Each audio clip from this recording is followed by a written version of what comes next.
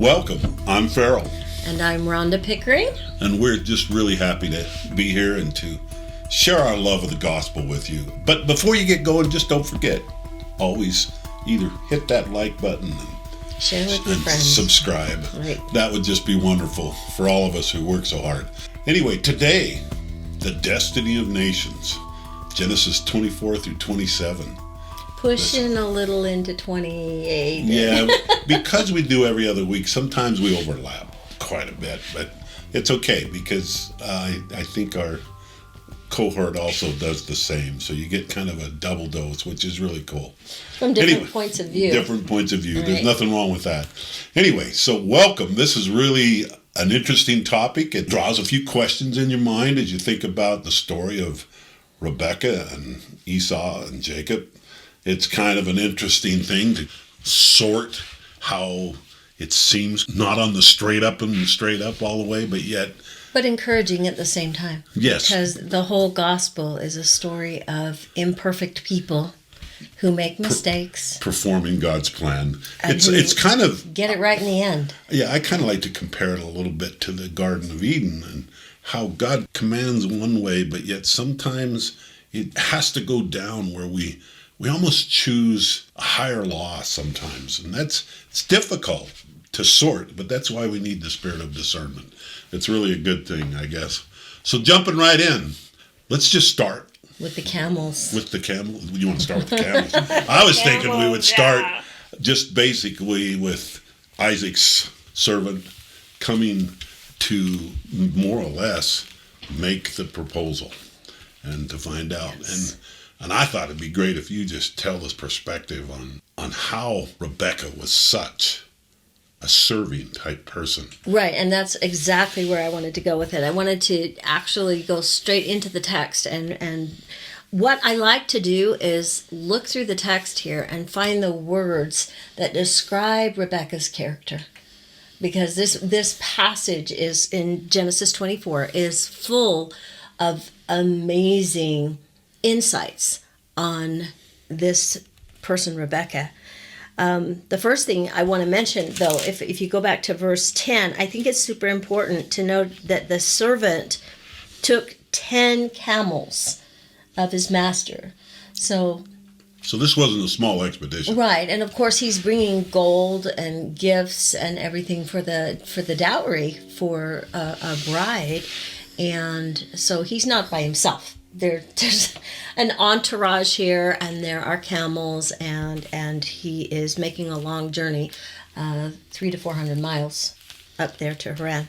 When he meets her, I think that it's amazing that she, of course, in answer to his prayer, not only offers to get him a drink, but to give his camels to drink as well.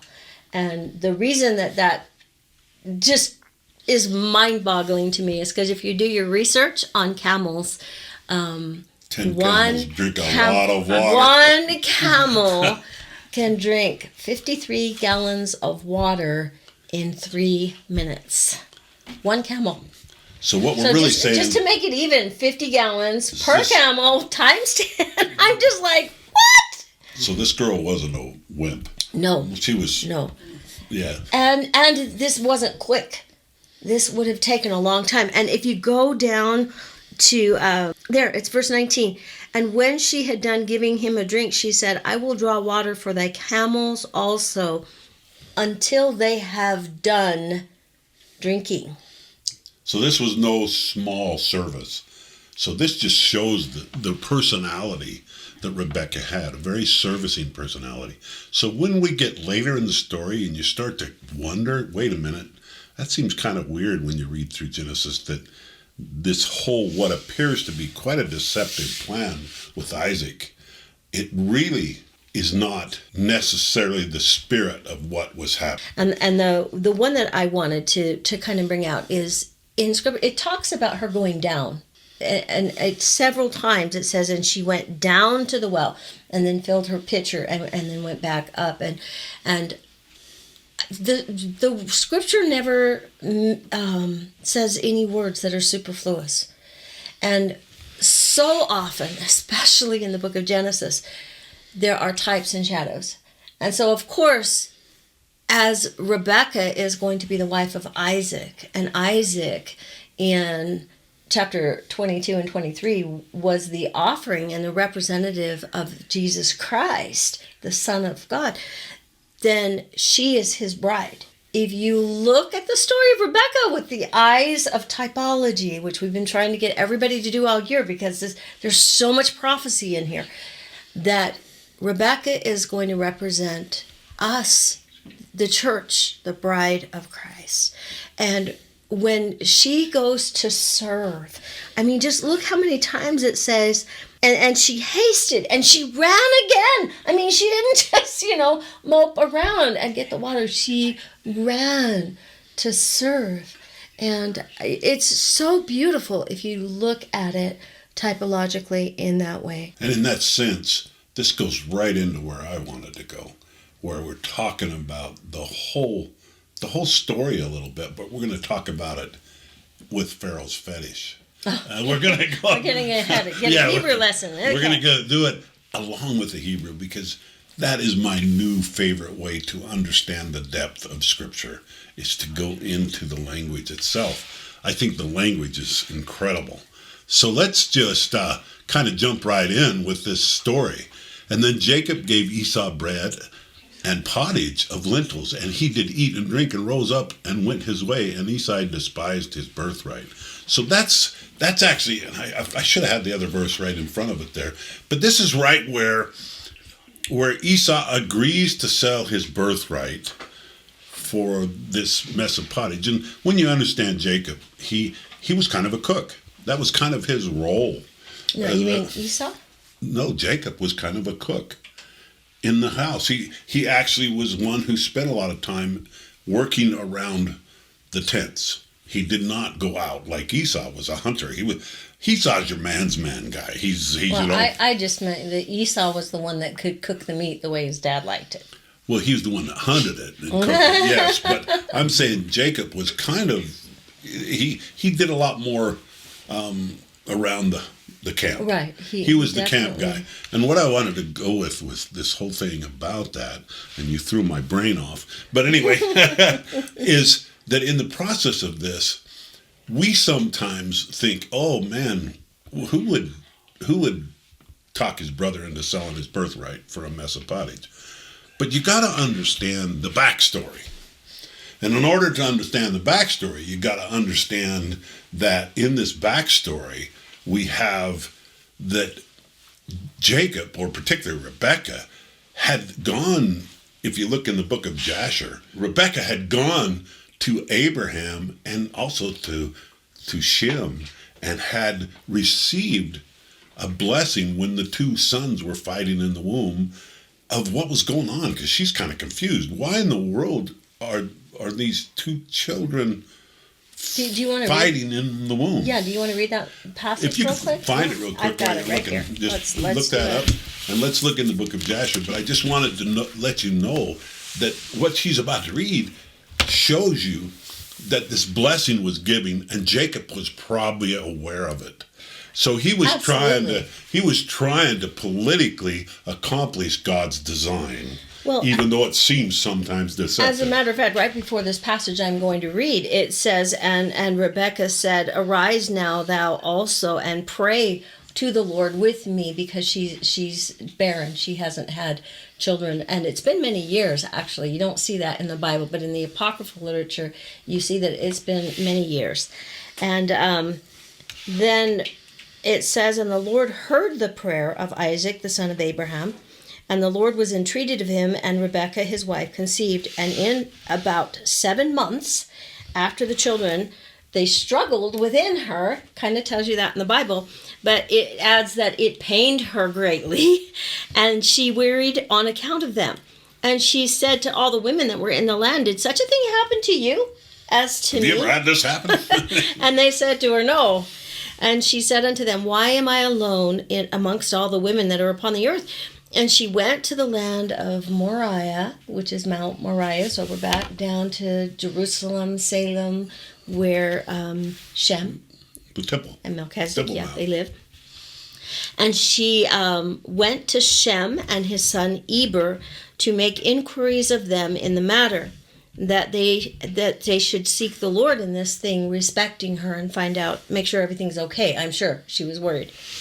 And she also asked Abraham to seek and inquire of the Lord about all that Seeking a had blessing befallen from the her. grandfathers. Yes, and I love this because you don't get this angle from the Bible. But of course, she would have gone to the priesthood brethren and she would have said, "I need a blessing," and I love the fact that Abraham is still there. As a matter of fact, it must have been pretty tough because in Genesis 24, Isaac marries Rebekah. Then in Genesis 25, Abraham marries Keturah. And Keturah has like 6 sons, and Rebekah's still barren. And her father-in-law is having this. But at the same time, I wonder if she didn't have a close relationship with Abraham because he understood her plight, They like would have Sarah. had connection. But you kind of pick that up in the Book of Jasher. She goes to Abraham. She goes to Shem. And she goes and asks for a blessing. And she also asked Abraham to seek and inquire of the Lord about all that had befallen her. And they all inquired of the Lord concerning this matter. And they brought her word from the Lord and told her, 2 children are in thy womb, and 2 nations shall rise from them, and one nation shall be stronger than the other, and the greater shall serve the younger. So we get that was given to Rebekah in the Bible, but we kind of get all part of the story filled in here from the Book of Jasher.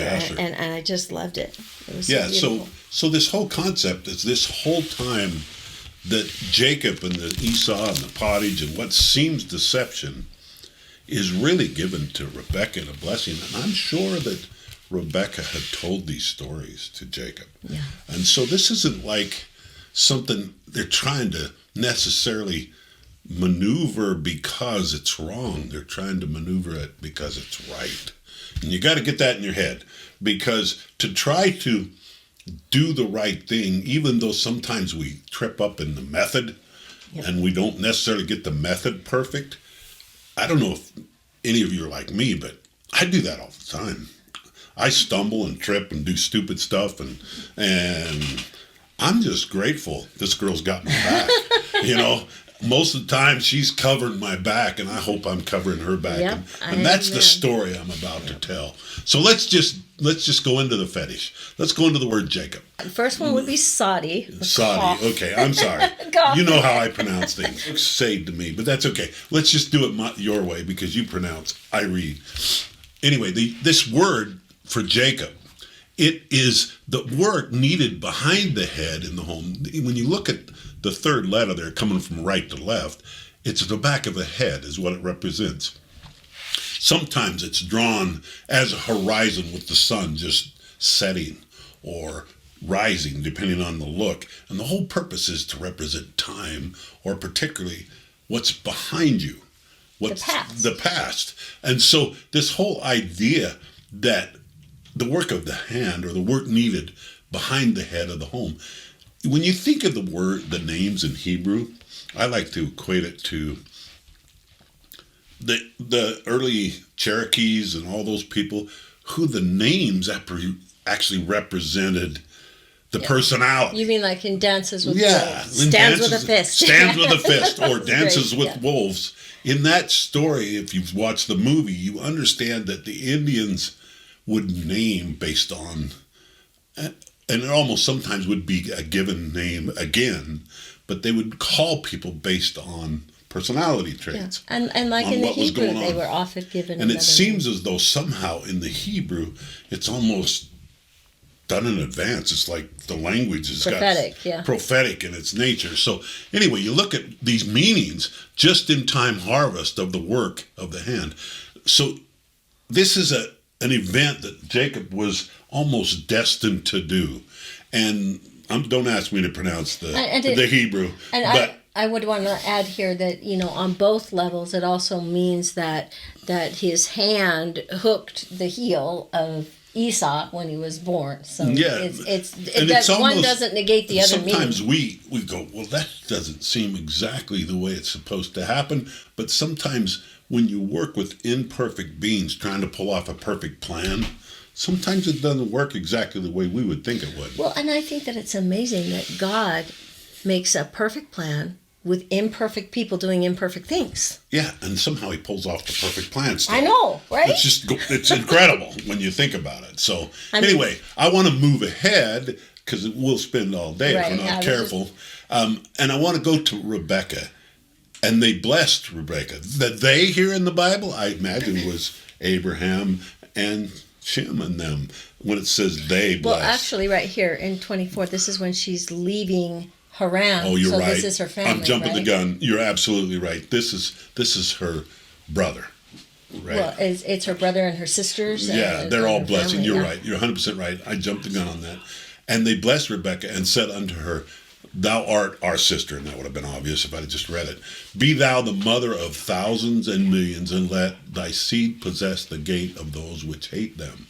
So Rebekah received this blessing we're talking about, not only from Abraham, but also from her brothers and sisters. There are some awesome, actually one of my favorite old seminary videos on thousands of millions. And if you go to one of my favorite websites, Hard to Find Mormon Videos. That's because I'm old and I like all the old videos, but there's one called Thousands of Millions on Hard to Find Mormon Videos. So beautiful. The song in it is incredible. Well, thousands of millions would be billions, plural, which means a whole lot. Because you would do the math. Yeah, that's right. That's what I do best. Anyway, so let's just go into Rebekah's name. It's the Resh, Bet, Quaff. Kof. That's how you say it. Anyway, and hey. And so when you think about her name, the Resh, in the home, behind the head or behind time, and breath and reveal. So let's just put it all together. The authority in the home behind the praise. So that's almost a woman's role. She's kind of an authority in the home that's behind what the guy goes out and conquers the wolf kind of thing. And the girls usually, and then I realize in modern times, people have flipped the cart. But I just want to take it from more of a traditional look that usually she was kind of taking care of the home. Well, and also hay can represent the breath of life, like in the Garden of Eden. Yes. So she's breathing she's breath of life into the home. Yeah. Yeah. So she's the authority with the authority, meaning that they both have authority, but in a way their stewardships are different directions. Behold the breath behind the family authority. And that's the meaning of her name. It's something that takes place behind, but it still has the breath of the Spirit. And you get it right out of the gate. In fact, the awe at the end of the names is the breath of God. Exactly. It's the breath of the Spirit. Sarah, Rebekah, Malachiah. And there's Daniel. Of course, that's the L, but it's still along the same concepts as the ending of the names represent the breath of the Spirit and the different things there. Anyway, once again, Rebekah actually pronounces really close in the Hebrew because you got the resh bet, cough. How do you say that? Cough. Hey, so it's Rebekah, and it's really close even in the English to the Hebrew. In Hebrew, they actually pronounce Rebekah. What we say Rebekah, it's Rivka. Rivka in Hebrew. So they use the Q sound more from the quaff. Yeah. Okay, which that's fascinating to note, actually. But anyway, so you'd have these different names of these two individuals, but my goal here is to address it from a different level. And I'm going back to, and they blessed Rebekah, and I want to hit the word blessed and what it actually signifies. So blessed is the bet resh kaf, which is in the home or the family, the head person in the palm or to cover. And so in the highest covering is blessed. Well, were you thinking of palm on the head too, blessed? Well, you could actually go there. That's even, interesting too, yeah. But you could also think of holding in the palm. Mm-hmm. But in a way, cough also is the covering. So, and in a way that's a blessing too in concept. But to be blessed is having the highest covering, because we're actually thinking of to be blessed by God more than just some temporal kind of blessing. But so it's a covering placed upon actually by the atonement, by many different levels. But another way I like to do it is that we're held in the palm of the Son's family, the highest Son's family. And I think that's just beautiful. Oh, that's beautiful. That we actually look at this word, and it's Barak. Barak. That's to bless, is Barak. And I actually can say that one. That's good, yeah. Barak, because I got this. I have a hard time sometimes with the guttural sound coming out right. Right. Anyway, so stepping forward in this concept, when we look at the word Isaac loved Esau because he did eat of his venison. So the reason Isaac kind of favored Esau a little was that Esau was a man's man. Yep. He was out doing the sports thing. He was out doing the hunting thing. He was just out there, doing all the things that men get into sometimes, But Rebekah loved Jacob, I don't think, and when they says this, that doesn't mean they didn't love the other son. That's not the point. It's just it's a way of saying they favored that personality, because we all sometimes they related to yeah, it's just a related thing. We look at that sometimes and say, oh, that's not right. Well, we all do that. We can't help but be drawn to certain personalities sometimes with our personalities, because our personalities sometimes blend. Sometimes our personalities are a little pushy, and we have to work with personalities that don't blend as well. Here again, I love this, and this is going to be a little bit of a tangent, but I do think it applies that, one time when I very first learned about all the different personalities of people and everything, I was kind of frustrated. I'm like, God, this is so cool. Why didn't you write this in the scriptures? This would have helped me a lot to understand all the different personalities of all my kids and everything.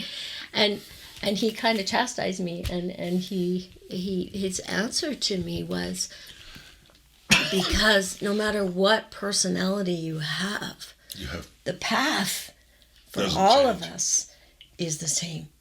Meaning, follow me. Yeah, meaning you have to learn to govern whatever personality you have been blessed with. The answers are all the same. Charity, love unfeigned, patience, the P word. Patience, yeah.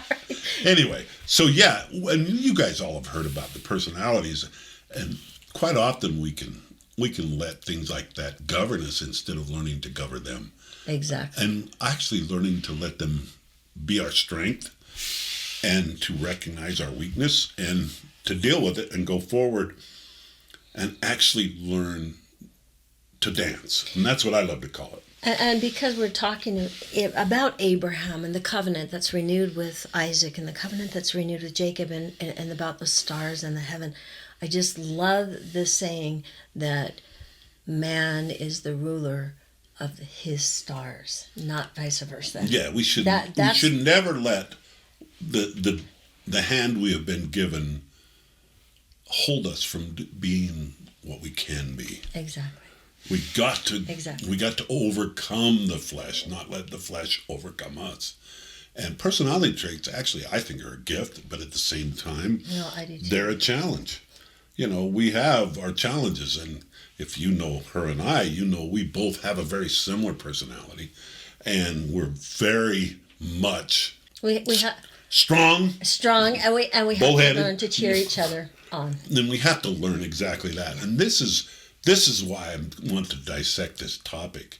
But let's look at this word love, and we've done this a little bit before. We've talked about it, but the Aleph, Hey, Bet. If you take Aleph, Bet, you have Father, and when you put the Hey into it, you've brought the Spirit into the Father, or the Spirit into the love. So this word love just simply means to have a father's love.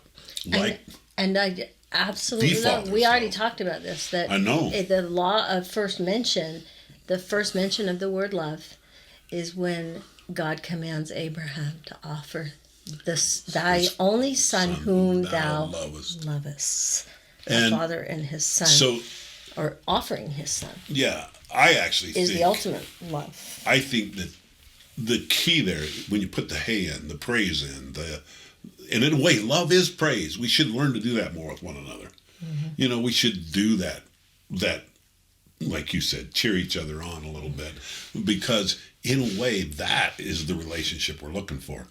And I'm trying to, this strong breath of the family, God's breath in the home is love. And that's what, we used to love the song.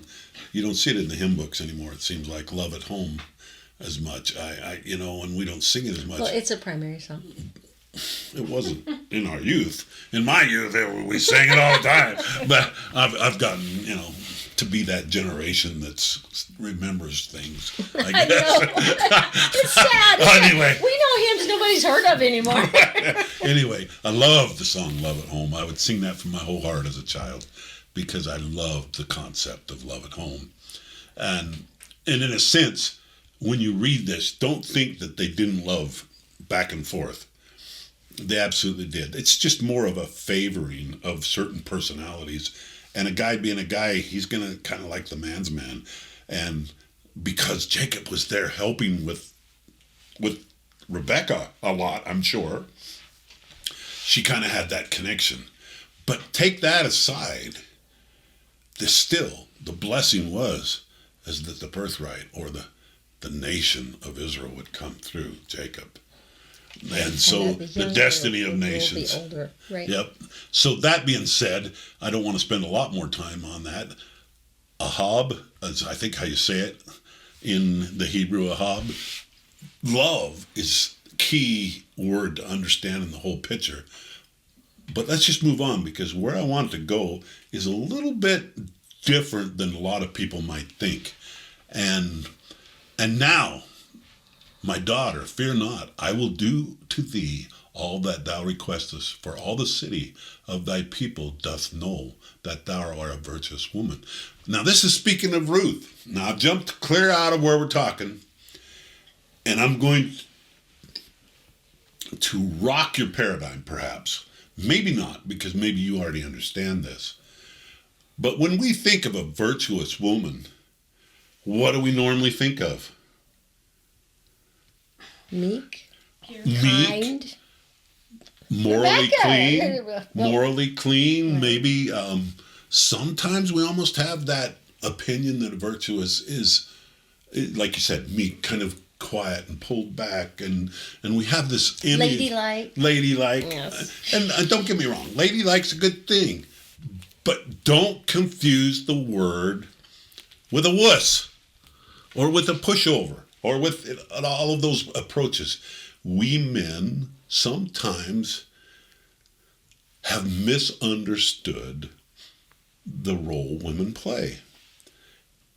The word virtuous actually is right there in the word to protect the work of authority, or to protect secured with authority.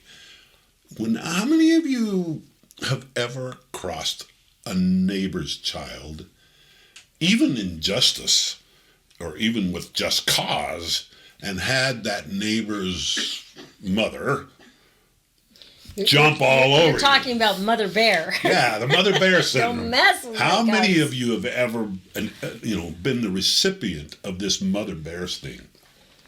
This concept that a mother is going to protect her flock.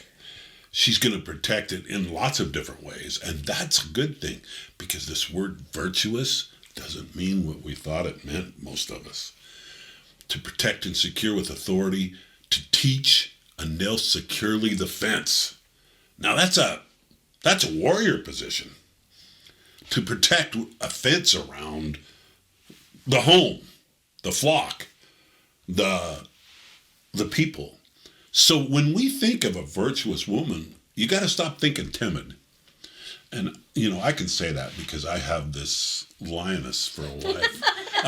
And she's wonderful. I'm really glad there's room for us in virtuous. Anyway, and this lioness that I have for a wife, I cherish her. I cherish her strength.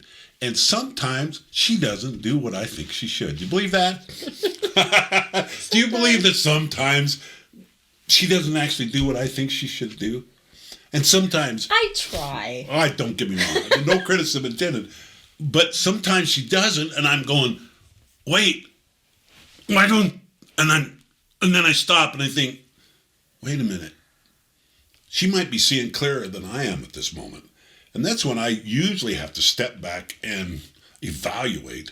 And then I realize, in truth, there is 180 degrees, and maybe even a little more than that, out of my vision. We have a situation in our lives where sometimes our personalities, we cannot see behind our head. Remember that the coif was in both Rebekah's and Jacob's name? The behind the head. And the whole idea is, the idea of virtuous is that, and I have to go here. I'm going to take a minute. I think I'm getting it. So hang on. Let me finish, and then I'm I'll going to bring look it. out for you, and you're going to look out for me. Exactly. It's like we're standing back to back, fighting the enemy. And you're seeing where I can't see. And I'm seeing where you can't see. This is true. And that's our job, is to look out for each other. Look out for the things I don't see. And sometimes I'm going to do it different than you think I should. And sometimes you're going to do it different than I think you should. A lot of times we're going to do that. Yeah, it just happens in the course of life. And where we got to get to is where we realize that the Spirit is what we're looking for. Yes. Does she got my back? Does she like who I am and trying to accomplish the same goal? Or we're on the same team. We're on the same team. Sometimes the quarterback can't see everything. And sometimes the wide end can't see anything, or whatever the case is for you football fans. And so where I wanted to go is to this word, virtue, that is in Ruth and also later in Proverbs. But look at the meaning that it's been translated to. Do you realize the same word that's translated as virtuous is translated 56 times as an army? That is like, wow, a man of valor, a host, forces, strength, riches, wealth, power, substance, might, strong. So what we're really saying, and that's, and miscellaneous 33 times, guess what? It's translated less the way we interpret it, virtues, than all these other ways. So what the whole scripture is saying right there in the Hebrew is, blessed is he that has a strong woman that's got his back. Blessed is he that's got it covered because his wife is fighting on the same team. And he can't do it all, and she can't do it all. The whole idea is that we got each other's back. And that's what's really cool. Now, why would I relate this to Jacob and Rebekah? Because Isaac and Rebekah, in this instance. Right. Okay, get this straight in my head, who I'm talking about. Why would I relate it to Isaac and Rebekah? Because Rebekah had Isaac's back when he was a little caught up in the football game. I'm sorry, I don't mean to take that too far, but when he's got his focus a little bit on the man's game, and Rebekah kind of has his back, you got to understand that sometimes it don't look exactly like we think it does. Right, and I was just going to bring out here too, I think it's important to realize that when you study the text, especially if you study it in the Hebrew, there are a lot of nuances there that it wasn't intended to be the deception that it turned into. Well, and we're going to get there, because in truth, the reason it got to be more of a deception is because Jacob was a little chicken. Yeah, I was just going to say he got chicken. Yeah, that's exactly right. Jacob was a little bit afraid to just hit Isaac straight up with it and say, wait a minute, Dad. Well, and I get it kind of, because we don't want to toot our own horns. Right. And so Jacob really didn't want to go in there and say, Dad, you're giving the blessing to the wrong kid. And you can tell that because, the actual words that he uses is that what we're doing might seem like I'm trying to deceive him. And so that they weren't trying to do that in the first place. And if you go to the story, you realize that in the moment, Isaac had said to Esau, go out and get a venison and bring back that yummy food I love, and I'll give you a blessing. And so he had already, just in the moment of cheering on Esau and in his man's game, he had already kind of forgotten the blessing that Rebekah received from his father, right? In the whole situation. And so when a man kind of forgets, sometimes the woman has to kind of help him sometimes, remember. But hopefully she does it in kindness, because us guys sometimes get a little picked on if we get that, if we get attacked. I'm glad you're saying all this stuff. Anyway, so I'm approaching this on a very practical level today because of the fact that truthfully relationships are complicated. We're not immune to that. Both being very strong people, sometimes our relationship is even complicated, believe it or not. And we have learned that we got to have each other's back. And that doesn't mean we do it exactly the same, but we cover for each other. And I'm going to go farther, because in this situation, you realize that in Ruth and Proverbs 31, they're both referred to as virtuous women. In fact, in Proverbs, it's referring to Ruth. Who can find a virtuous woman? Can I make a quick Absolutely. comment here? Because this kind of blew me away when I learned about it. But if you go and study the Hebrew in Proverbs 31, it was an ode to a virtuous woman. And the very first verse is, who can find a virtuous woman? And the whole thing, when you study this deep and wide, it's Solomon. An ode to Ruth, Solomon's great grandmother. He is writing Proverb 31 about to Ruth. His great grandmother, and there are all kinds of double. What do they call them? It has double meaning. Double entendre. I can't say it. Entendre. That's it. Double entendre. That's the word. Don't even ask me to try. Double entendre. Anyway, and there's all kinds of verses in there, and even in one of the verses, it has, if you take all the words, it spells out in an acrostic, Solomon. He's writing this to his great-great-grandmother Ruth, and he is actually, it's a poem where he's trying to decide what virtue is. And in one of those, in one of the verses there, she has a strong arm. And if you go ahead and put that the next picture that we have in there, I absolutely love this picture of Ruth and Naomi, because of course Naomi is going to try and tell Ruth 3 times, like any good Jewish mother would, to dissuade her 3 times from making this decision, and Ruth just says, where you die, I will die. Where you go, I will go. Your God is my God. And then you see this strong woman, this virtuous woman, and she. And keep in mind, when it says virtuous, get that idea out of your head of wimp or of weak. Because virtuous is a warrior. Yes. The concept of virtue is a warrior. And I don't know about the rest of you. You might not be blessed as much as I am, but my wife is a warrior, and she fights at my side and behind me and does all these beautiful things. And I say behind me, not disrespectful, behind me because she's got my back. She's facing the other way, keeping the enemy off my back. And you do the same for me. And that could, all you got to do is, I'm behind her too. Exactly. Because our back to back, we're fighting this battle, and she's fighting the battle she is more aware of than I am. And I'm fighting the battle that I'm more aware of than she is. Yeah. And sometimes it's arm in arm, and we're plowing forward. And sometimes it's maybe even at a little bit of a distance because we're doing different things. But in concept, we are a team. We are warriors. Yeah. We're allies. For the Lord.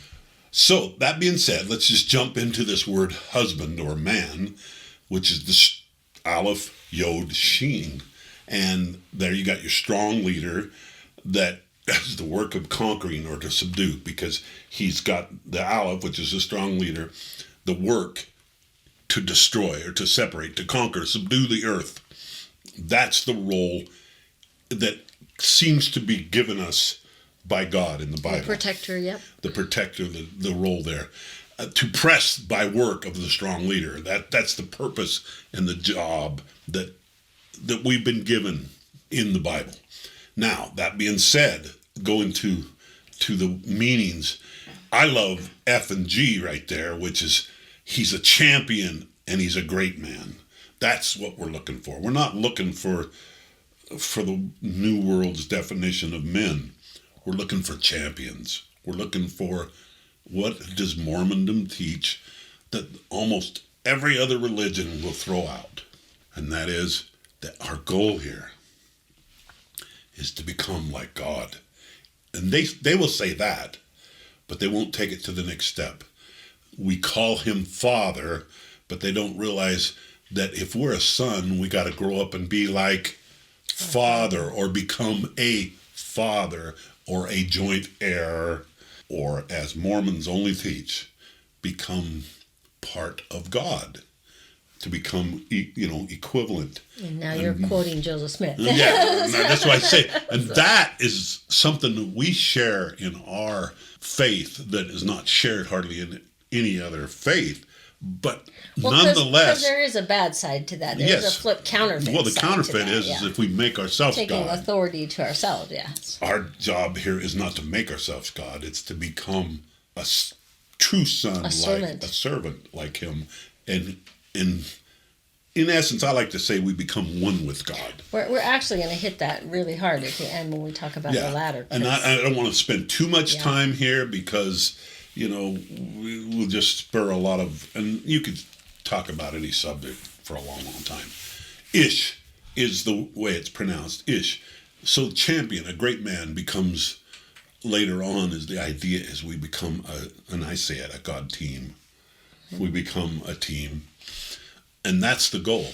So when you look at this, and you look at the word of Aleph Yod Sheen, and you drop the Sheen, we now have the word island.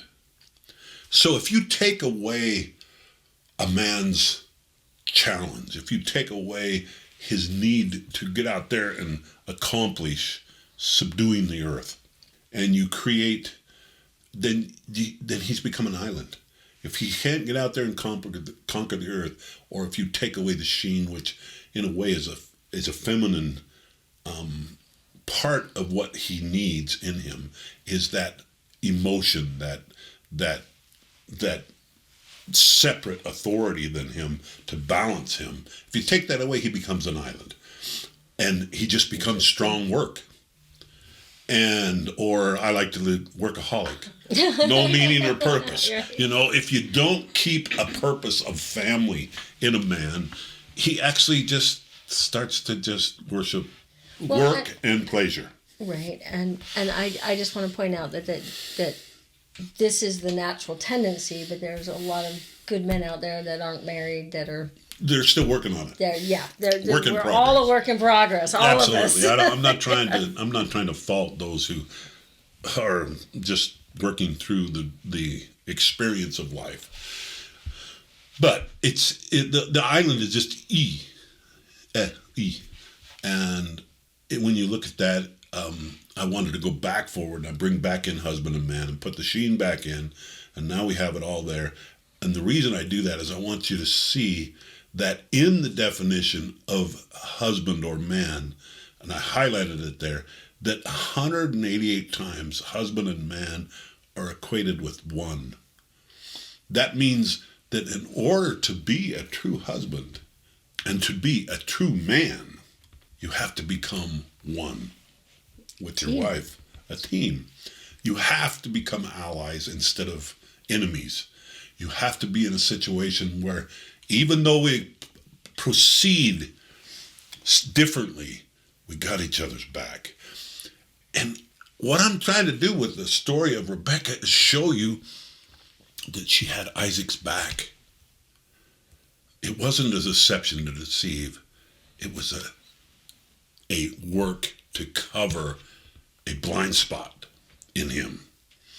He had developed a blind spot, and she covered his back, covered that blind spot in him. And hindsight's 2020. It's easy to go back and say, well, it would have turned out better if she'd have done it this way or that way, and how do we all know? of that. And all of that is just hindsight. But there's a bigger picture going on here.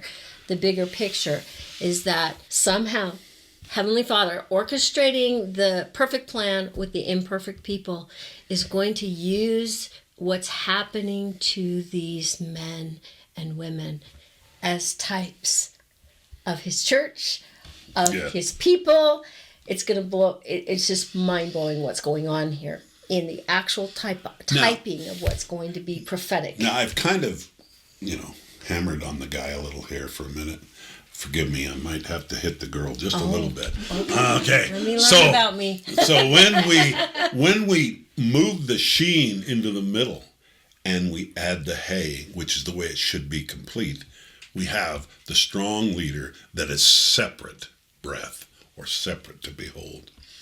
So that's a woman and a wife's job, is to be a strong leader who is separate, who has all those strengths, but yet she brings that emotion, that spirit into the family that almost brings it to life. Which, so far we're doing good, right? Yeah, so far. Anyway, so when we add the Spirit of God, I'm getting that there's a downside in here. well, I'm about to get there. Anyway, I'm about to get there. Strong leader, separately revealed, the breath, spirit, separate leader.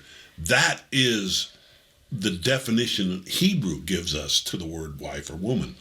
But just like with man, by the way, it's Isha. The other one was Ish. Now it's Isha, because we've added this awe at the end, the hay, the breath, Isha. the spirit. Anyway, Isha. Anyway, notice that this also has been translated as one and married. So in order to be a wife, you have to have a husband. And you have to play. And in order to be a husband, you have to have a wife. And I'm thumping the table. Anyway, that clicks. Sorry about that, folks.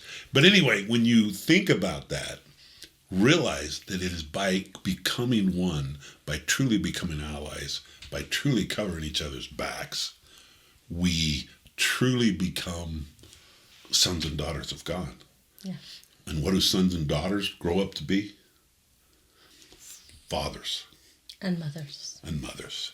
And that's exactly what God is, as a father and with a mother, executing the immortality and the eternal life of man.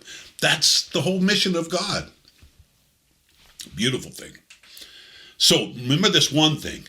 But now, with the woman, if we drop the last letter of her name. We lost the spirit, I think. We lost the spirit? Guess what Hebrew word that is? When you take the last letter off of man, you get to be an island. You get to be an island. But when you take the last letter off of woman, I actually know. I know, right? When you take the hay or you take the spirit out of a woman, what do you have? Fire. So what I'm trying to tell you, women, this is your caution. Men's caution is to become independent and be an island. Women's worry is to become strong destruction.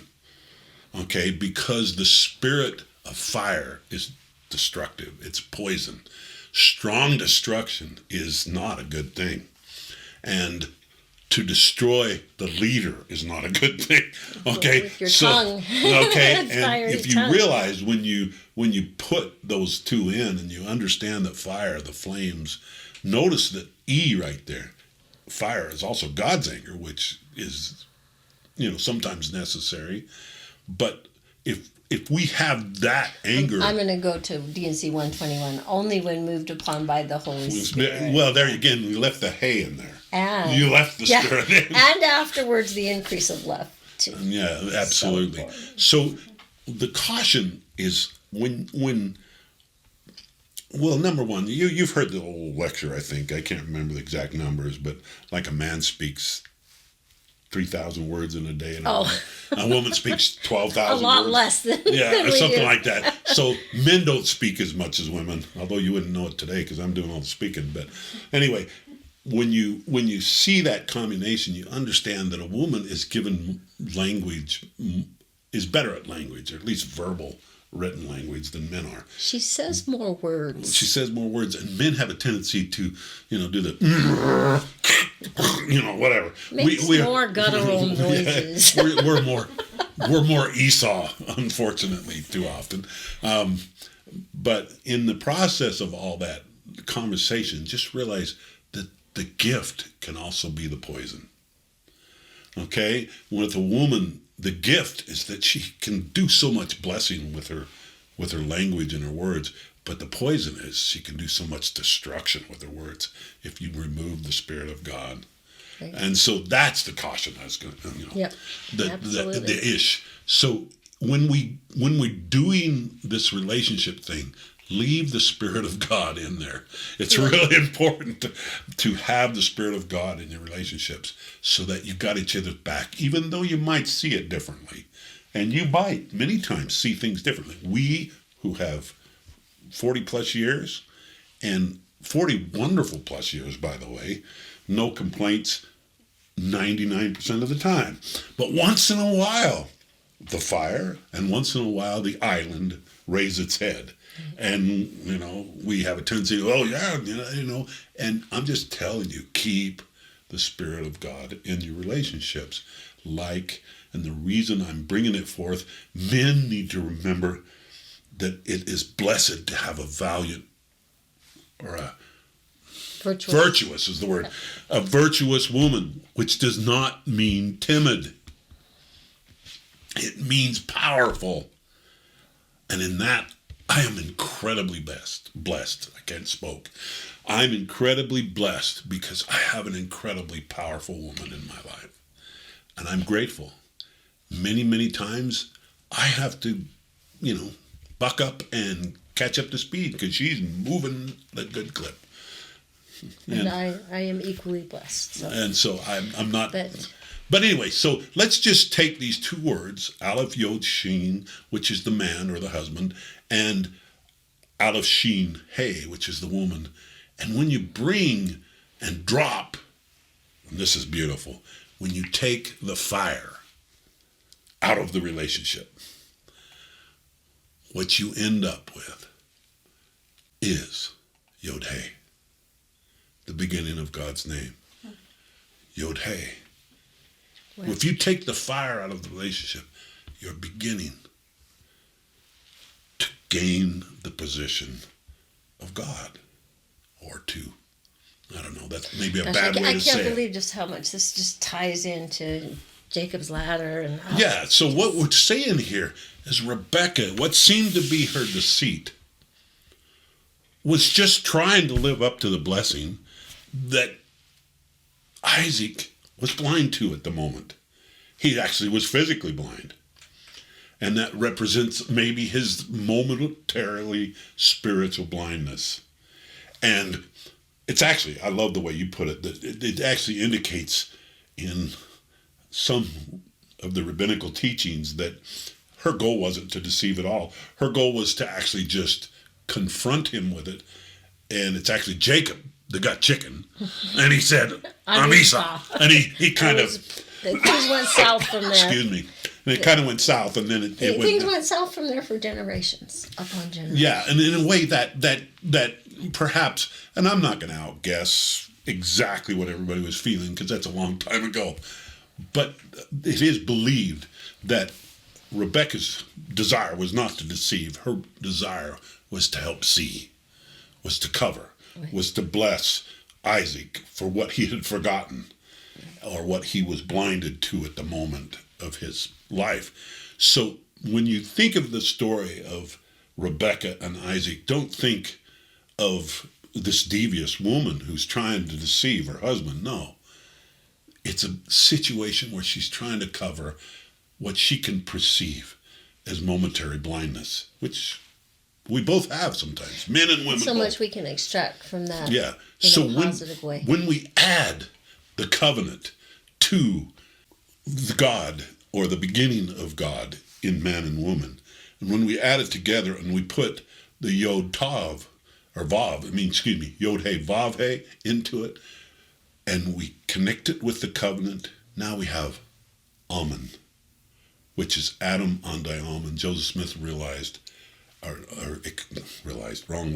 revealed, Joseph Smith revealed that God's name is Man, which is man lifted to the state of awe. That is beautiful, and that happens when we drop the fire and become a team and got each other's back. And I think that's beautiful, and I think it's one of the best stories from Rebekah and Isaac. And that being said, now we're going to kind of jump into a different segment, but it's connected. I wanted to tie this now because we were talking about that blessing of Rebekah. Go ahead. As she's you're going to need that. Okay, thank you. As she's leaving Haran, and they bless her that she would be the mother of thousands of millions, and we usually stop there, but there's some really important words that follow that, and it says, "And let thy seed possess the gate of those who hate them." So, okay, that could be the gate of a city and everything, but if you start to follow this through in the scriptures, it's a lot bigger than just winning the current battle with the current contention. We're going to see this in Genesis chapter 28, when Jacob is going to have the covenant renewed with him. Isaac is going to have it renewed in chapter 26 with him, and we're going to have this same everlasting covenant renewed after, like we talked last time, after a descent phase. With Isaac, he's going to have the whole situation with the wells and his being a peacemaker and redigging his father's wells, which is symbolic in and of itself.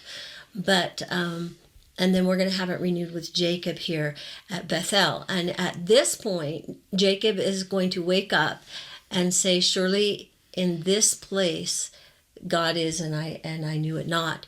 But then it says, "And he was afraid and said, How dreadful is the place, that this is none other but the house of God, and this is the gate of heaven."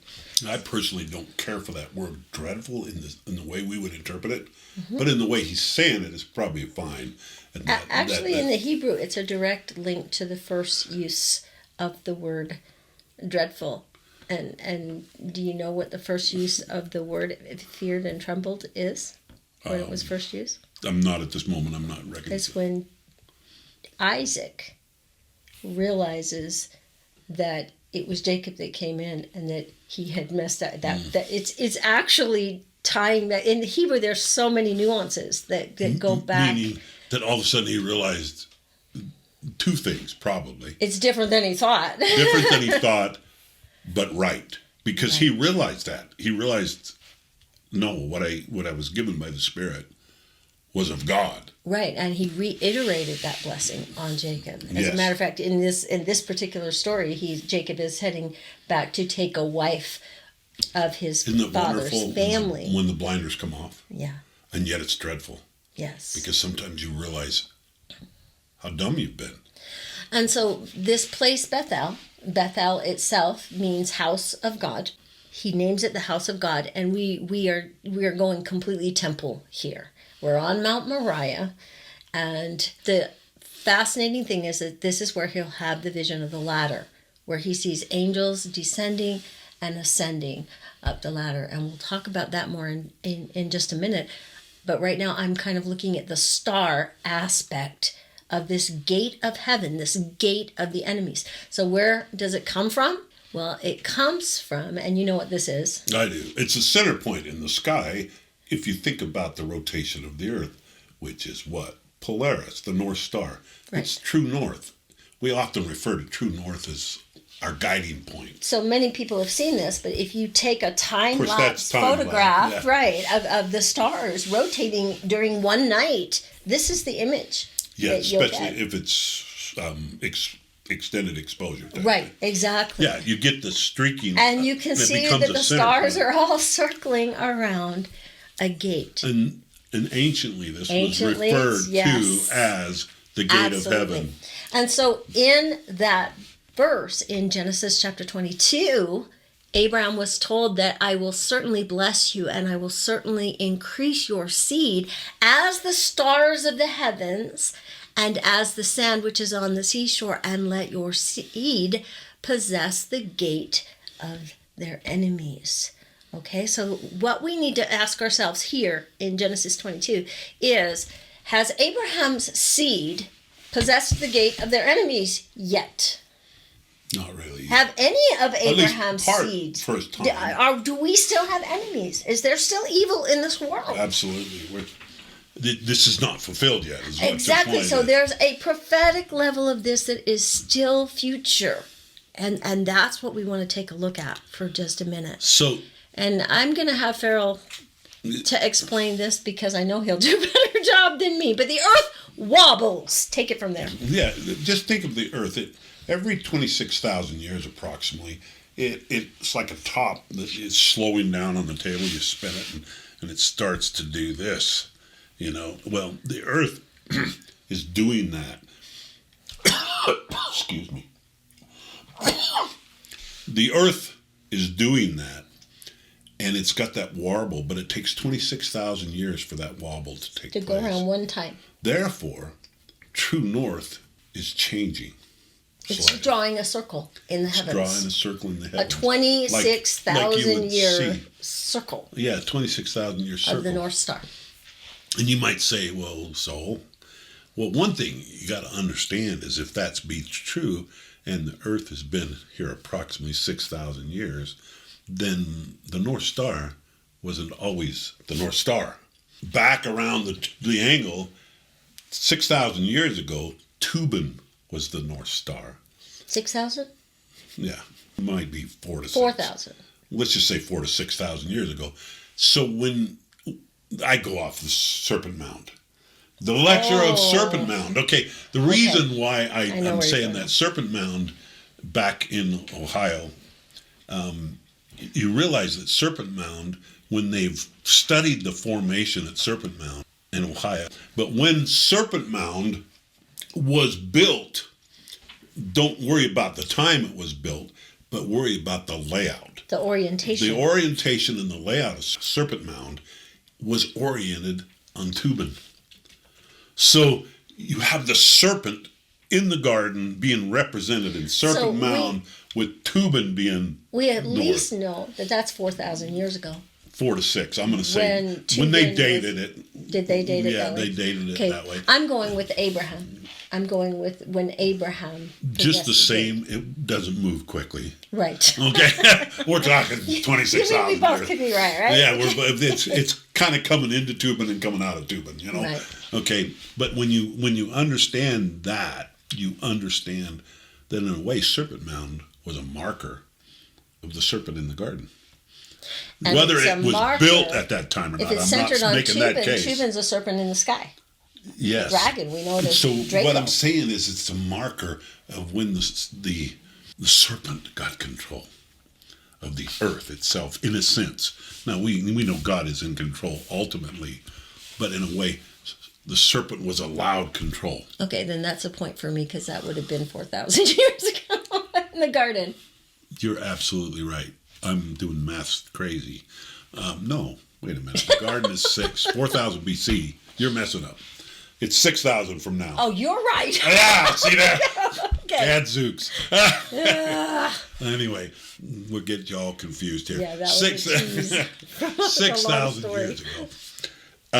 So that lineup shows where North was then, and it shows that that's the time when they were kicked out of the garden, in essence. It marks that Tubin was the North Star at that time. And so at that point, Draco, the dragon, the serpent, took control, was in control of the gate of heaven. And in essence, that's true. Think about it. When did control start to come back? At the atonement. That's when part of the gate started to open. So we get part of the gate being opened at the atonement, and we get all of the gate being opened at the end of the millennium. and part more gets opened at the beginning of the millennium, and there's stages through this. But that's at the rotation. So you ask yourself, really, all this star stuff really counts? And I just got to tell you something. I watched some videos when I was living in Hawaii where this anti-religious person was making the case that everybody that worships Christianity or whatever is actually into star worship. And he made the case that all these references were more like the pagan gods, or the Hercules, and all these gods were mythological gods, were actually is where all of our religion comes from. And he made the case what he thought very well. And you got to understand, you got to flip it.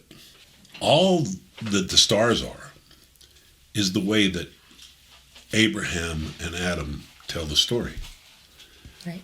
So what it is, it's not the other way around. It's just another case of true things being hijacked by... So all they did is use the stars to tell the story. And they used the formation of the stars. And we know that because it says so in Psalm 19. It had nothing to do with the other way around. It's like just another written form of the gospel plan. Right. It has nothing to do with it's the God and we're following the heavens it. declare the glory of God. It's the other way around. Day to day, they speak forth.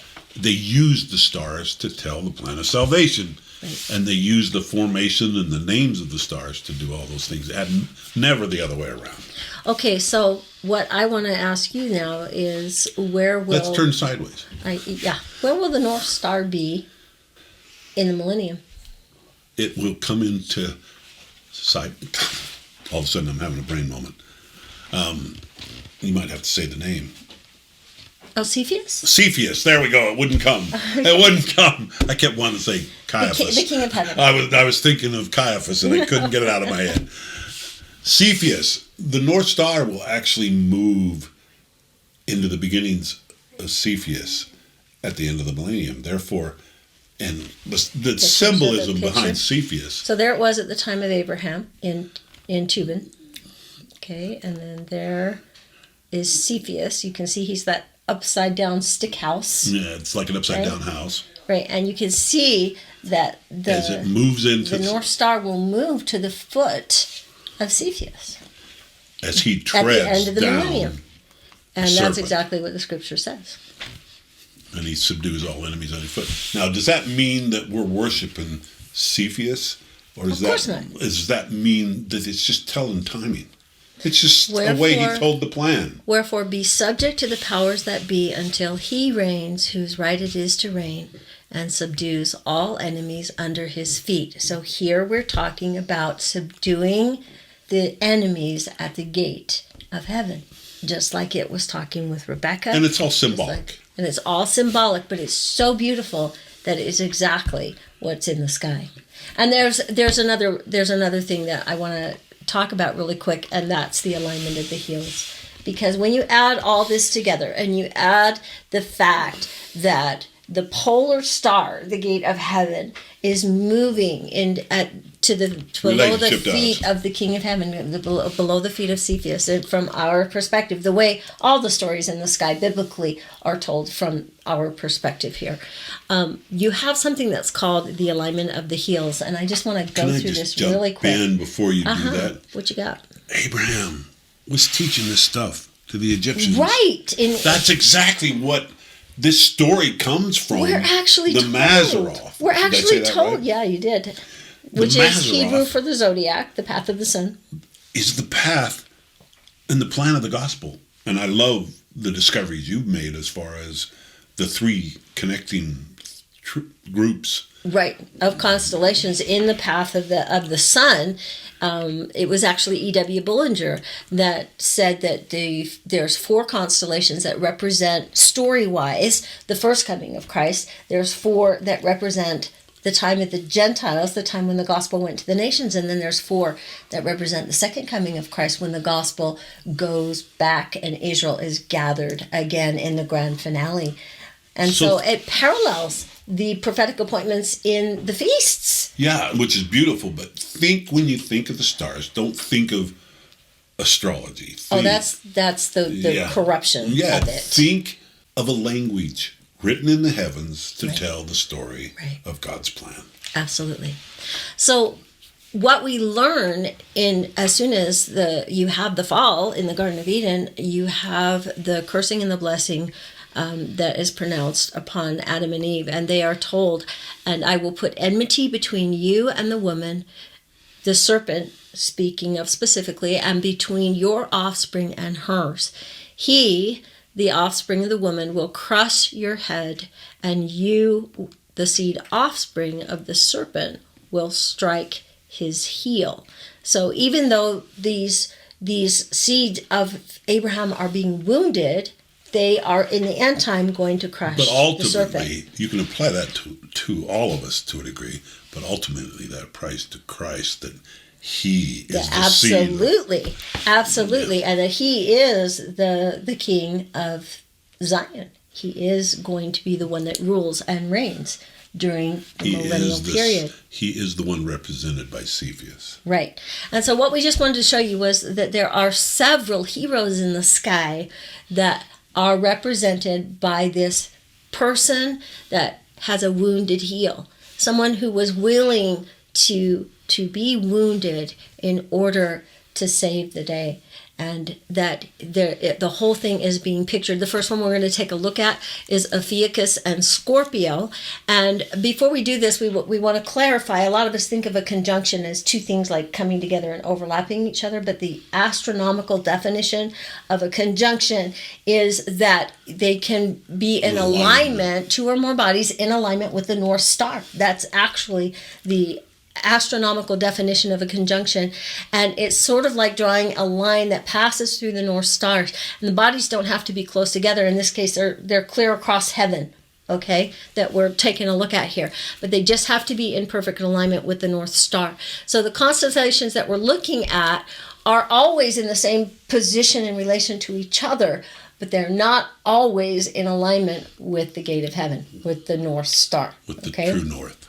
So here excuse me. Here's Ophiuchus and Scorpio. You can see that Scorpio is stinging or bruising the heel of Ophiuchus, but of course Ophiuchus is crushing Scorpio with his other foot. And the star in his foot is Scythe, which means that he is wounded. He is bruised. Okay? We'll take a look at another one. Clear across on the other side of the sky, we've got Orion and Lepus. Lepus, we think of him today as a rabbit, but anciently, on many ancient planispheres, he is a coiled serpent. So we'll take a look at Orion's star names right here. Of course, the only way we know the stories in the sky is not because when you look at the stars, you think, that looks like a warrior, Orion, with all this stuff that we say about these constellations, especially ones like Virgo. The stars look like that's the a bowl woman in the sky, or you can kind of get a little bit out of it, but there's some of them you just look at them and you're like, there's no way you get anything out of them unless you've seen the pictures first. So how do we know what the constellations what they're saying? What they tell us is from the names of the stars, because it doesn't say that Adam named the stars. It says that God named the stars in Isaiah. And here you can see that in Orion's leg, that he's got a scythe, he's got a bruised star in his leg. And then it's fascinating to look at Orion's star names. The coming light, the coming branch. There's a lot of branches up in the stars by their names. And he is swiftly coming, and that raised foot is the foot that crushes. So there you have that Genesis 3:15 link again. And if you take a look in E.W. Bollinger's book, The Witness of the Stars, it's really fun because you see this illustration here, and you can see that he's drawn Orion a little bit differently. So you kind of have to use your imagination and how you're going to draw the picture around what the star names are. Well, and you think of the mythology that's come off of the truth. Oh, yeah, that's a mess. Like what I remember being taught in school, Achilles' heel. Right, Achilles' and that was his heel. vulnerability. Right. And these stories come off of the truth. They come off the Bible, ancient Bible things. Yeah, it's just stories told like the gossip game where it gets distorted as it gets farther out. And here you can see that in this illustration, Orion is kneeling, and that's going to put his foot down there right by the serpent, the coiled serpent, Lepus right there. And if you, from Bob Wadsworth's work on his book, The Voice in the Heavens, it says the coiling serpent can be found in some ancient zodiacs and is a representation of the devil who is to be crushed by the Redeemer. And how do we know that? Well, just take a look at the stars that are in Lepus. You can call him a bunny rabbit if you want, but there are stars that mean that he's bound with chains and that he's a deceiver and that he is the enemy of him who cometh. And so you can see here in the time of judgment, he is actually being cast into the lake of fire, which is the constellation Eridanus, and the river of fire. And I think it's fascinating that one of the stars in Lepus means that in Arabic that it's quenching your thirst.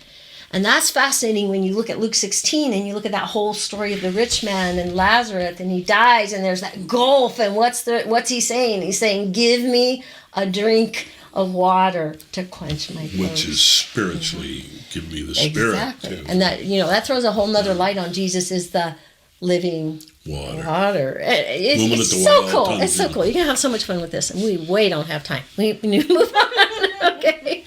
All right, so let's take a look at Hercules. Hercules has a wounded foot too, but you can see that there's not really a star in Hercules' foot. Let's zoom in just a little. There's not a star there that says at least in the drawing. Wounded. Well, what I'm saying is there doesn't.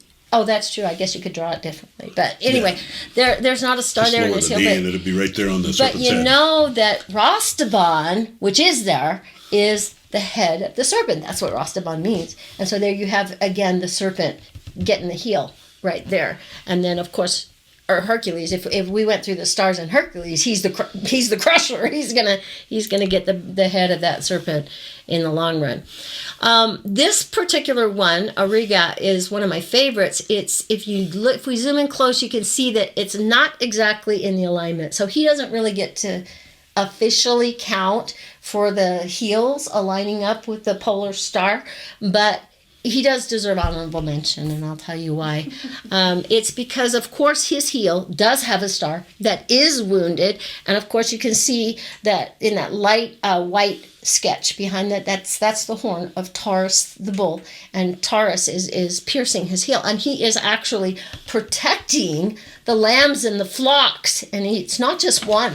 And in the names of the stars, it's flocks. He's protecting them from the wrath. In the day of wrath. And I love it too because a lot of people, picture Auriga as a chariot of fire, a fiery chariot, a charioteer in the sky. And of course, what did Elijah ascend to heaven in? Fire. A chariot of fire. So we're looking at translated deliverers protecting the sheep and willing to suffer, willing to take the wound in order that in the end, Jesus Christ is going to be the victorious one here. And so this is going to bring us into full circle back into what we've been talking about, that patriarchy and matriarchy. These quotes that I'm reading right now are from Abraham Gileadi's book, The End from the Beginning, and we're going to be looking at the ladder that he describes in Isaiah Decoded. It's the same ladder that Jacob sees. All of these things tied together.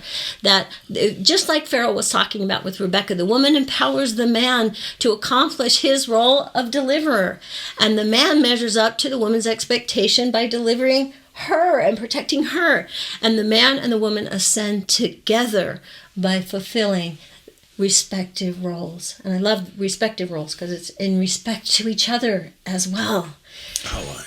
Allies, same team. The man and the woman resemble a king and a queen, and that is tying directly into Isaiah 49, that in the end time, the kings and the queens of the Gentiles, we're not talking kings and queens of nations necessarily. We're talking temple kings and queens, people that have made covenants, people that have made part of the Abrahamic covenant, the kings and queens of his posterity in the end time, of a blessed posterity. They receive the fullness of joy by following God's pattern of male and female, and they are born and reborn on higher and higher levels together as male and female. And then deliverers or saviors below Jehovah, Jesus Christ, only qualify themselves and others. So I don't want to ever give the impression that we think we can be Jesus. There's only one person that died for my sins and for yours. But we can help each other. We can be proxy saviors with little p's and deliverers with little d's for each other. We can help the assist. We can assist, yes. And we qualify ourselves and others for him to step in and deliver them under that covenant process that gives God absolute authority to step in and put his foot down into this temporal world with legal authority to protect and to save, and not randomly and not arbitrarily. The test is to exercise faith that God will deliver them according to the terms of the covenant. And faith in God comes from keeping the terms of the covenant and proving faithful under all conditions. Just like we were talking about with Isaac, when he proves faithful, and when all the conflict of the wells and everything, and then he gets the covenant reconfirmed on him. And of course, Jacob, it's been rough for him too. Should we? Yeah, I don't know if we got time. I was going to say, I was going to take a little diversion. Seeming you mentioned the wells being buried in. You're going to Paul Overstreet song? Anyway, when the wells get buried in, does Isaac get all discouraged and quit? When all the wells got buried in by the enemies? And did he fight? Whatever. Start a war over it? I love Paul Overstreet's song, Pick Up a Shovel and Dig Another Well. Man, it's when we run into opposition and we run into problems and it doesn't go down or the enemy sets us back big, we always just pick up a shovel and dig another well. And that's our job in eternity, in a sense, because the cosmos, many would argue, scientists, that it's chaos. Well, it is chaos without God picking up a shovel and dig another well. Amen.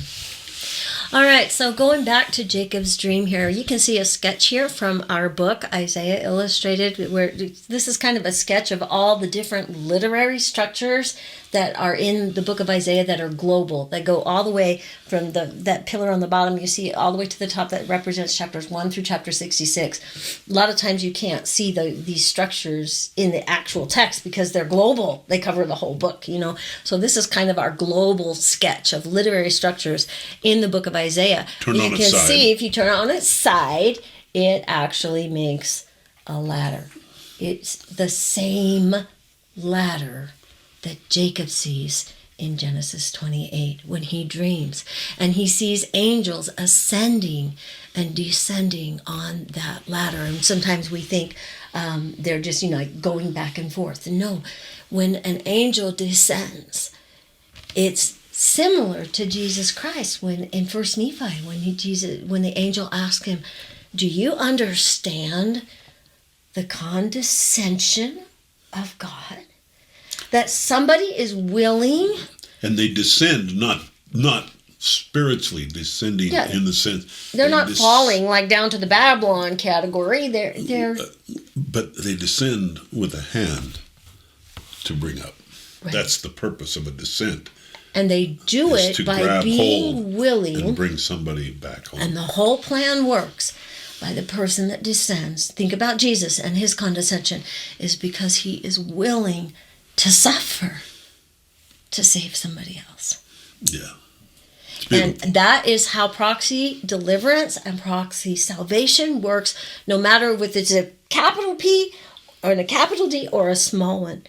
It is a willingness to suffer for others. Even back to motherhood, a willingness to lay down your life for a child.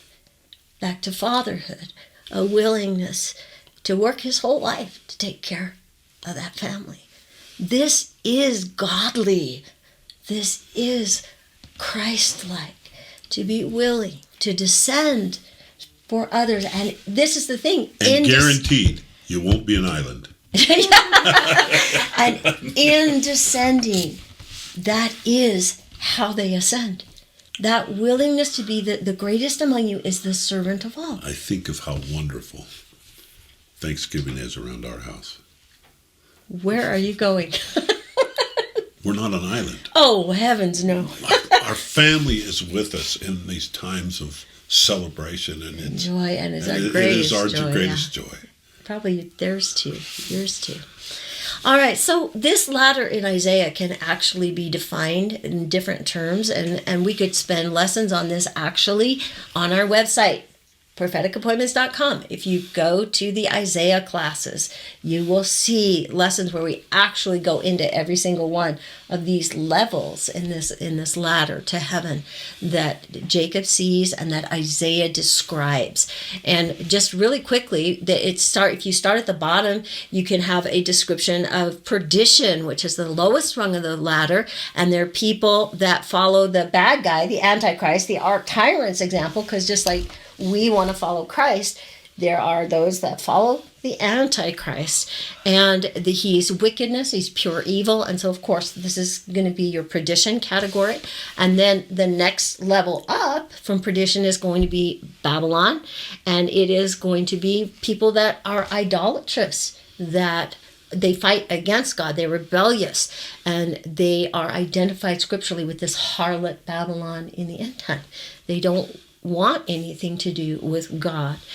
The next category up is going to be Jacob, Israel. This is going to be, and Isaiah defines all of this. You can see it in the book Isaiah Illustrated, or in the videos, or Dr. Avraham Gileadi's book Isaiah Decoded is one of the best ones on this particular ladder.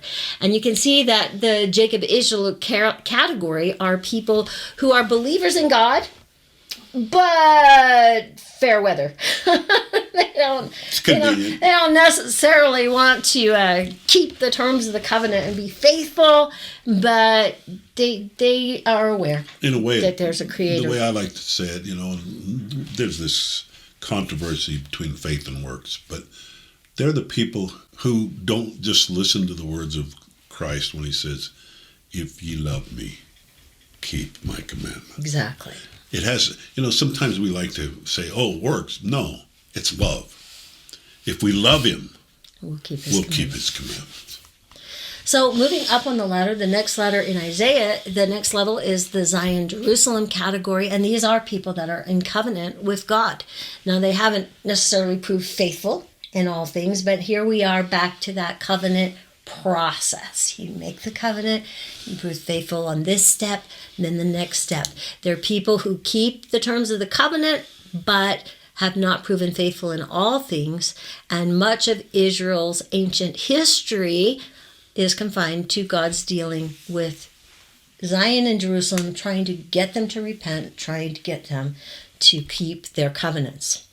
Now, if you kind of combine Jacob's ladder with Isaiah's ladder to heaven, you kind of get a bit of a mixture. You get this whole process that is represented in Isaiah by what Avraham Gileadi calls the bifid structure. You have ruin and rebirth, then you have punishment and deliverance, and you kind of just take this step-by-step process along the ladder, and I love that.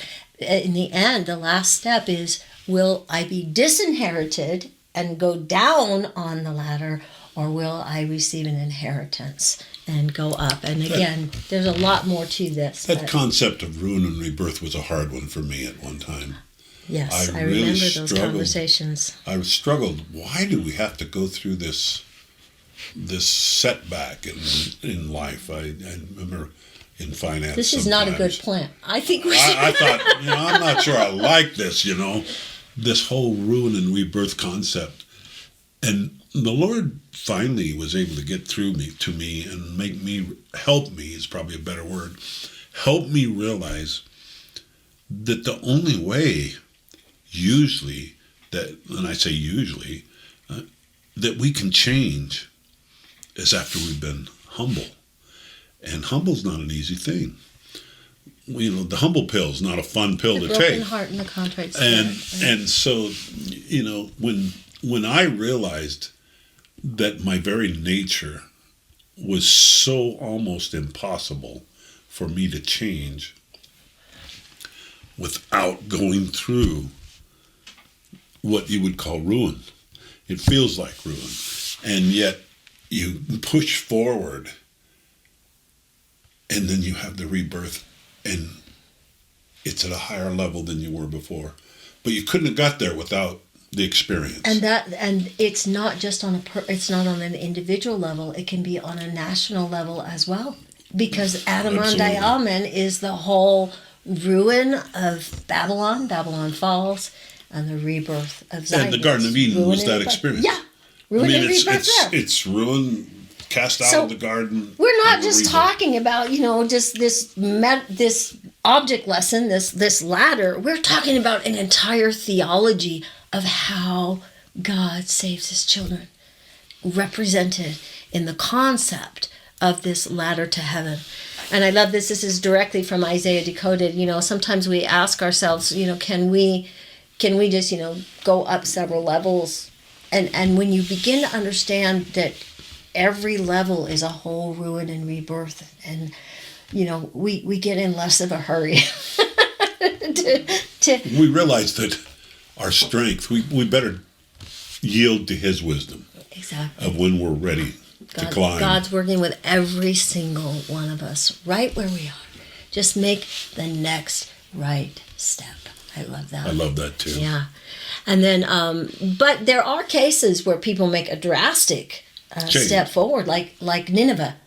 When, Jonah thought... Alma the Younger. Yeah, and they pretty drastic step. They move up maybe 2 steps on the ladder. But Joseph Smith said, Paul ascended into the third heaven, and he could understand the 3 principal rounds of Jacob's ladder, the telestial, the terrestrial, and the celestial glory. So here we've got Joseph Smith saying that these rungs of the ladder, these are kingdoms and glories, and that we have to, in D&C 76, we have to minister to the ones below in order to help them ascend. And in being willing to do that, virtually, that's what missionary work is. That is exactly what it is. Yeah. And then listen to what Joseph says here. I could explain 100-fold more than I have of the glories of the kingdoms that he gives us in D&C 76. That were manifested to me in that vision where I permitted and were the people prepared to receive them. Don't you just hate that? I'm just like, I want to know what? Tell me more. But the beauty is we just have to do what you said before. Let God teach us at the speed we can digest. I know. Instead of trying to, running faster than I can walk, right? All right. So there's another. At least you don't fall on your face as much as I did when you were. So there's another structure that we discuss in Isaiah Illustrated that comes from Avraham Gileadi's book, The Literary Message of Isaiah, and he talks about as a king is an exemplar for his people anciently. And you can see, and we're not going to go into them all, but between different chapters of Isaiah, he actually does structures where you can see what the king does in one chapter, the people do it in the next chapter. And it's just fascinating when you start to pick it out and you start to see that he's setting that example of the leader of a people representing the whole people in his life, in the type of his life. And that's what's going on with Jacob. If you look at the life of Jacob, here he is. The angel is going to give him a new name, and he's going to call him Israel. And so he becomes a father of Israel, and his whole life, now we're back to what we were talking about in the beginning, his whole life becomes a type of what will happen to his people Israel over the course of history. So just to show you just a little bit of what we're talking about here, it's called the principle of the one and the many. A nation experiences in its history what its ancestor or king experienced personally in his life. That's why we have Ezekiel doing such weird things, laying on his side and, Oh, he's kind of weird. I know, but it's so it's so prophetic, and it gets so exciting. So let's look at the life of Jacob. Okay, we have that whole thing, trouble at home, fight over the blessing. Esau wants to kill him. It's pretty big trouble. Yeah, that's pretty big trouble. Abraham, same thing. Other than his father. Big trouble. Get out of the land of Ur. So we have trouble at home, and this is a pattern. This is a pattern. Trouble at home, and then because of the trouble at home, they get exiled. They have to go abroad. So let's say, go to the Book of Mormon, go to Zenos's allegory, and you have the apostasy. It's always kind of our own fault. Apostasy that causes the trouble, right? Because if we were faithful, we wouldn't be in trouble. So anyway, doesn't work very often. I know, right? This pattern just comes down time and time again, right? So then you have, because of the apostasy, you have the scattering of Israel, scriptures, and that is a direct consequence of not keeping the covenant. It is a scattering, and don't you love that in the end time? So we have Jacob being scattered, right? He has to leave for many, many years. As a matter of fact, the heartbreaking thing here is that when Jacob leaves his mother, Rebekah, she will be dead when he finally returns home. This will be the last time he sees her. So, this is real, this exile, this scattering. And then we have finally the happy homecoming in the life of Jacob, modeling the gathering of Israel in the end time, in the grand finale, prerequisite to the return of Jesus Christ as King of Kings to reign during the millennium. And all of it was typed in the life of Jacob. And I bet you if you thought about it hard enough, Esau is probably a type of what happens to his people. And you can go just like crazy with this. Like Abraham being a type of the father in heavenly currents and eddies bring things down the similar course. And back to that same thing. How does God orchestrate a perfect plan with imperfect people and still pull it off? So one question, to finally wrap this up, the one question that we get a lot is why, when we drew up what we had discovered about Daniel's numbers, and our son drew Daniel's hour of judgment, this chart, and we get the question a lot, how come you give 7 years of tribulation in America and 7 years of tribulation in Israel or over in the Mideast? And I'm going to let you go ahead and explain that. In essence, when this all put together, we realized the type and shadow of Jacob working for 7 years for Rachel and then receiving Leah and then working for 7 years for Rachel again. Anyway, point being is that he had 7 years of trouble for Rachel, twice actually, but it actually ended up being for Leah and Rachel. So what the reason? Well, it's really important for everybody to understand that Rachel is the mother of Joseph or the Ephraims. Okay, right. Ephraim is a descendant from Mother Rachel. Right, and where the Jews are the descendant are of descended from Judah, who is Leah's son. So we laid the 7 years, and they overlap. I did that simply because of Daniel's fulfillment. Yeah, we didn't guess that I didn't figure that out. Yeah. I just discovered it. So that being said, and then it also says that in the time of the end, he would cut his work short. So the overlap that we're talking about here is the 7 years and 7 years, but it's because they're in two places. And it's actually typed with Rachel and Leah, because Absolutely. Rachel is buried. So you're going to pull up Daniel? Bethlehem. Oh, we should. But Rachel is buried in Bethlehem separately from Abraham, Isaac, Jacob, Sarah, Leah. Everybody else is buried over in Hebron, in the land. So the type and the shadow. But Rachel is buried over here. And in our day, they are separate. Our time of trouble is going to, on my house shall it begin. And his house is here right now, meaning his house of Ephraim, us, the restoration. Well, it's here. He actually has two houses, but it's going to begin here. But in essence, it begins here. And I kind of never stopped to be in tribulation over there. I know. It's like trouble ever all over the place. Go ahead and read that. Okay, so we just kind of wanted to wrap this up and tie it all together right here when you have Daniel chapter 12, verse 1, and it talks about there shall be a time of trouble such as never was since there was a nation, even to that same time.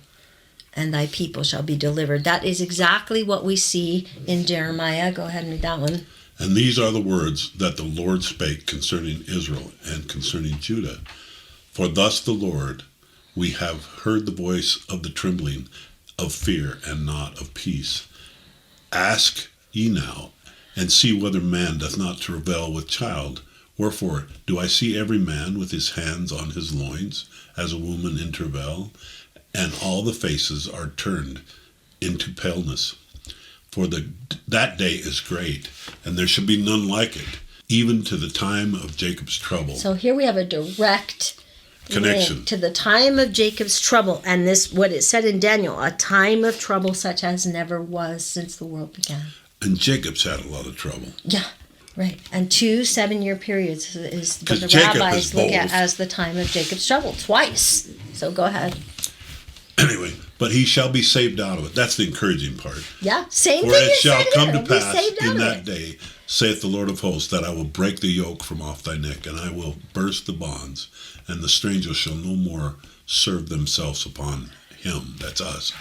So in essence, we will be delivered, and they shall and they shall serve their Lord, their God, and David their king, whom I will raise up unto them.